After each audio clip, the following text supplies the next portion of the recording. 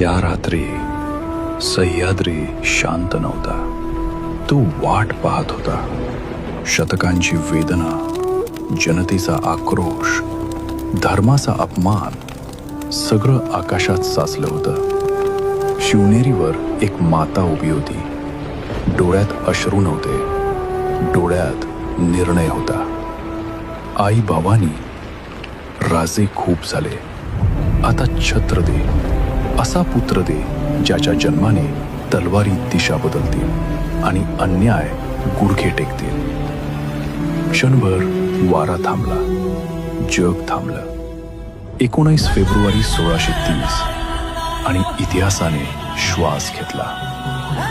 सह्याद्रीच्या कुशीत स्वराज्याने डोळे उघडले. तो बाळ नव्हता, ती प्रतिज्ञा होती.